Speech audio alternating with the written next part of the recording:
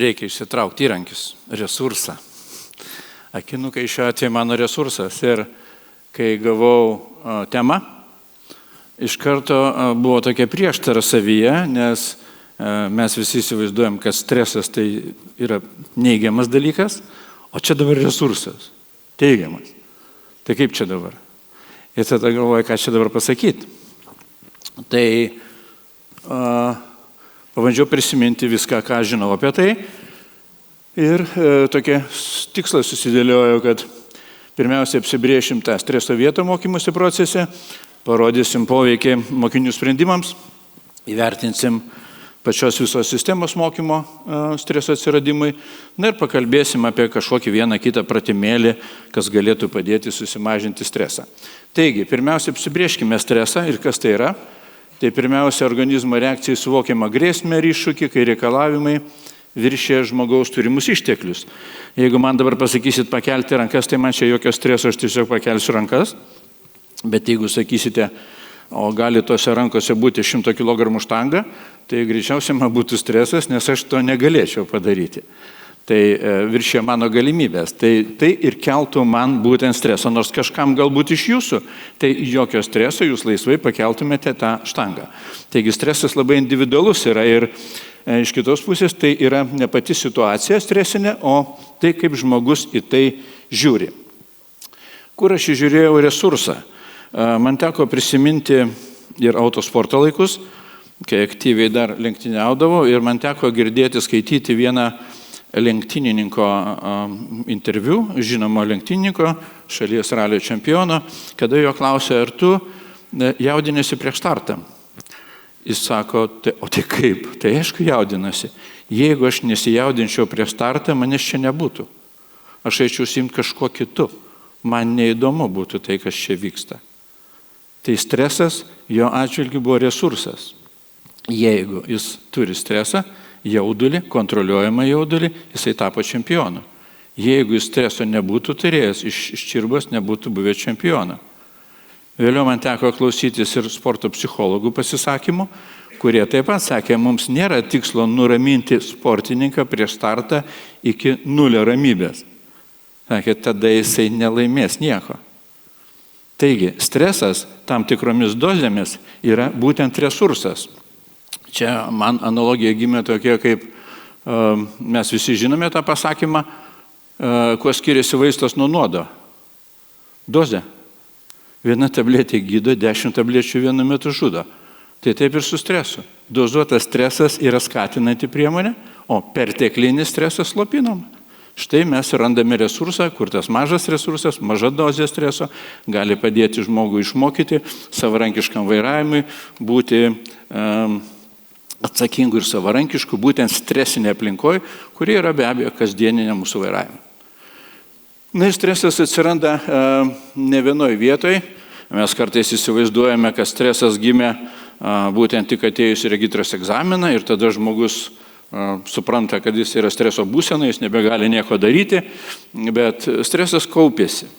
Vyko kaupimosi procesas ir jis prasidėjo pirmiausia dar prieš pat mokymą, kada jam reikėjo įsivaizduoti, ką pasirinkti, kokią mokyklą, jam reikėjo susiderinti su tėvais, kiek tai kainuos, ar jis gali brangesnę mokyklą rinktis, ar pigesnę, ar arčiau namų, ar ten, kur gerai mokina.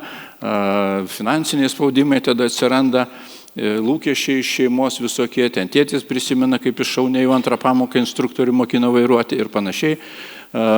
Tada mokymosi pradžia atvyksta, nežinia, kas toje mokykloje, gal jam ne viską paaiškino, jis ne viską suprato. Pirmieji bandymai, kada nuo pat vairavimo mokyklos jį ten sodina piko valandom į pirmą pamoką, pirmosius kilometrus, reiškia jau važiuok dabar kaip nors. Na, klaidų vertinimas, kada, čia ir gerbiamas Julius kaip tik minėjo, kad mes iš klaidų gali mokytis, bet klaidos gali išslopinti, kada už klaidas yra baudžiama, kada klaidas paverčiamos ne mokymosi procesu, o kada bausmėmis. Tai tu ten netaip atleidai sankabą man deginai, tai ten variklius perkroviai, stabdžius ten netaip elgeisi, ten ir taip toliau, ir taip toliau. Į duobę įvažiavai. Mokymo eigoje lūkesčiai vėl stresuojame. Tai netitinka realybė, žmonės ateina apsiginklavę arba prisirinkę įvairių sėkmės istorijų, kaip kad, aš čia iš pirmo karto išlankiau, aš čia viską mokėjau, ten viskas labai lengva, viskas labai paprasta, o realiam gyvenime žmogus susiduria su tuo, kad, ne viskas taip yra ir jis tada galvoja, kad čia aš turbūt vienintelis toks, nes visi aplinkui sakė, kaip čia buvo lengva ir paprasta, o čia kažkokia nesąmonė, tai gal mano automobilis ne tos spalvos, ar instruktorius be ūsų ir dėl to man taip nesiseka. Tai jam čia kyla stresas, suprantama. Pažangos tempas jam atrodė vėlgi, kad jau po 5 pamokų iš čia turi valsus šokti ir visai važinėti vos ne, o 10 pamoką jau dalyvauti bent jau slalomo čempionate. Greičiausiai, o taip neįvyko ir vėl stresuoja ir jis jau jaučia, kad ir tų pamokų galbūt neužteks ir reiks tėvams sakyti, reikia papildomų pinigų, o gal šeimoje finansinė padėtis netokia ir vėlgi stresas kyla prieš egzaminą. Tai, kad jį vertins, tai, kad jis neišlaikys, tai, kad šeimoje negalės pasigirti, kad aš iš pirmo karto, matot, net ir auditorija ir mūsų vedantysis, jie prisimena, kiek kartų jisai laikė ir visi prisimena tai, taip, koks buvo tas egzaminas. Ir be abejo, egzamino metu atsakomybės lygis ir tas stebėjimo faktorius, kad mane stebi, mane vertina, mane kontroliuoja. Šiaip jau egzamino metu, nuo egzamino pradžios vairavimas iš vis baigėsi. Tada baigėsi tik tai, prasideda klaidų vengimas, jau žmogus net nebevairuoja, o iš tikrųjų bando išvengti klaidų kažkokių tai padaryti apie vairavimą, ten minčių jau jokių nebėra. Nes streso lygis toks, kad, patys žinote, tai koma. Tai aš dar nesu sutikęs mokinio, kuris ateitų pas mane po egzamino ir paprašau, tai gal prasivažiuokim maršrutą egzamininį. Dar nesumatęs mokinio, kuris prisimintų maršrutą. Jie nepamenu, kur jie važiavo. Vilniuje. Daugumaž. Iš regitros lygiai kairę, ne, į dešinę. Viskas, maršrutai baigėsi. Tada atjungia atmintį ir tada vairavimai baigėsi. Jūs šitą žinote, čia nieko naujo.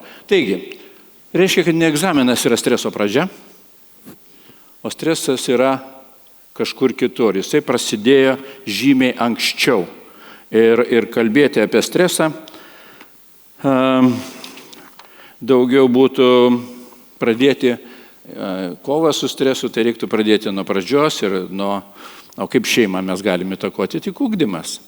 Tai yra auklėti, mokyti, informuoti, čia ir regitra gali prisidėti, ir susisiekimo ministerija, daugiau informacijų kažkokių tai, kad jau šeima žinotų ir egzaminų išlaikymo procentus, ir kažkokius tai reikalavimus, ir dar kažką. Tai yra, kad tai nebūtų kažkokia tai nežinoma žemė, dar kažkas tai, o informatyvu būtų, suprantama, žinoma, kad visi galėtų pasitikrinti, sužinoti. Dabar kartais žmonės tokia vos ne Amerika atranda prieš pat egzaminą, sužino išlaikymo procentą Lietuvoje. Tai stebėsi, kodėl jis iki šiol to nežinoja. Taip, ir dabar žiūrėkime tą sistemos įtaką. Iš kitos pusės stresas keičia nežinias, žmogus nenustoja žinoti, jis tiesiog nesugeba tų žinių pritaikyti. Liaudiškai kalbant, rankos kojos neklauso. Rankos dreba, sankabos koja kairė dreba, nevaldo, ir taip toliau.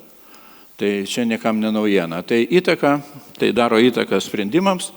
Ir pirmiausia, stresas kelia įtampą, baimę, nežinomybę ir be abejo siaurėja dėmesys. Kada siaurėja dėmesys egzamino metu arba kad ir sudėtingos pamokos metu žmogus nebepastebi kažko tai, jisai koncentruojasi į stresą, kaip pasirinkti tinkamą pavarą, kaip staigiai nestabdyti, kaip gal kažkokią duobę apvažiuoti, bet jis tada nepamato kelio ženklą, nepamato kito eismo dalyvio, jo situacijos vertinimas yra nepilnas, jisai tada priima neteisingą sprendimą, kažko nepraleidžia, kažkaip nepastabdo, kažko nepagreitėja ir atitinkamai seka klaidos. O priežastis to pagrindinė buvo tai, kad jis buvo streso būsenai, nekontroliuojamas streso būsenai ir nors jis atrodytų viską žinojo, viską mokėjo, bet pritaikyti šitą negalėjo. Stresas jau smegenėlės atjungia. Ir be abejo tada atsiranda klaida ir didėja rizika. Galbūt nebūtinai tokia rizika kaip ten piešinukė, gal tiesiog rizika neišlaikyti egzamino, bet tai jam yra pakankama rizika jau. Ir sistemos įtaka, mūsų sistemose, sistema turiu visą tą sistemą, kurią mes kalbėjome, nuo pat šeimos sprendimo, kad štai šios šeimos narys eis mokytis vairuoti, iki baigiamojo egzamino. Visa šita sistema, visos grandys, įskaitant mokyklą, instruktorių, regitrą, visi mes esame šios grandies dalys. Taigi, tai stresas nėra to žmogaus vidinė problema, didelė dalis sukuria ir pati sistema. Na, kaip sakoma, jeigu jau stresas tampa problema, tai čia yra ir mūsų kaltės sistemos. Tai, man visada kildavo klausimas, sako, žinot, aš labai gerai parašiau egzaminui mokinį, bet jisai sustresavo ir neišlaikė. Tai kaip tu jį parašė, jeigu jisai sustresavo? Tai kokia prasmė jo paruošimo vairavimo, jeigu jis ant tiek stresuoja, kai jam vairuoti savarankiškai, jeigu jis nepavažiuoja? Tai tada tu neparašė jo. Kaip jis važiuos savarankiškai? Ir įsivaizduoja, mes daugmaž visi egzistuoja Lietuvoje statistika, kiek žmonių, kurie išlaiko egzaminą, gauna vairuotojo pažymėjimą ir nevairuoja. Žinot tokių? Aišku žinot. Taip, labai daug. Nes pas mane tokie ateina paskui mokytis ir pas jūs, kai kurios ateina mokytis. Tie, kurie su teisėm, kurie nevairavo 5, 10, 15, 20, 25 metus nevairavo. Jie nė karto nevairavo. Kada paskutinį kartą vairavai? Registros egzaminas. Nes savarankiškai jisai nedrįsta. Tai kaip mes jį išmokėm vairuoti, jeigu jisai nepavairuoja? Tai koks mūsų tikslas? Ar mūsų tikslas išmokti tik mechaninio vairavimo, ar tai, kad jis dalyvautų eisme? O eismas tai yra stresas. Tai jeigu mes neišmokėme jo valdyti streso, tai mes tik atliekame pusę užduoties. Išmokėme techninę dalį, suvaldyti automobilį, į Dakarą galės važiuoti, ten dykuma. Bet Vilniuje važinėti jau sunkiau piko valandom. Tai čia jau sisteminis klausimas būtų ir mokėjimas vairuoti yra mokėjimas važiuoti savarankiškai. Tai čia tokia susidėliojau lūkesčius pirmiausia, iš kaip gimsta įtaka formavimas į tai lūkesčiai šeimos ir finansinis spaudimas, kuo pigiau, kuo greičiau, paprasčiau. Vairavimo mokyklos daro klaidą nuoseklumo. Tai yra, kada mokinys neretai šokinėja tarp instruktorių, kurie galbūt taiko skirtingos metodikos. Šiandien šią savaitę ar kiek jisai buvo pas vieną instruktorių, paskui tas gal atostogauja, tu eik pas kitą, dabar tas susėmęs, tu eik pas trečią. Kiekvienas taiko savo techniką, savo metodiką, savo praktiką kažkokią. Tai žmogus pasimeta sistemoje, nesupranta, kas čia su juo vyksta. Tiesiog gaunasi, kaip mes patys turbūt daugelis nemėgstame to termino, atvažinėja valandas, kai beprasmiškai tiesiog atidirbtas laikas, atsėdėti laiką. Tai vėlgi skiriamas dėmesys daugiau pačiai technikai valdymo automobilio, atlikti tam tikrą pratimą, bet negalvojama, ką su to paskui daryti. Ir klaidų vertinimo kultūra, tai čia, kada mokykla leidžia, toleruoja, sakysime, tam tikrą instruktorių elgesį, neakcentuoja pačios klaidų kultūros, kad būtent iš klaidų mokomasi ir klaidas galima paversti kaip ir mokymosi resursų, o ne tai, kad tik tais barimas, kad čia nelaužyk man mašinos, žasinė, ką čia dirbi ir panašiai ir panašiai. Ir čia tada gaunasi instruktorius ir bendravimo tonas, tai dabar toks yra naratyvas, egzistuoja visuomenėje gero instruktorius, kas yra geras instruktorius, tai tas, kas nerėkia. Tai labai geras toks požymis. Nemanau, kad jis pakankamas yra šiai auditorijai, bet dėja visuomenėje toks egzistuoja.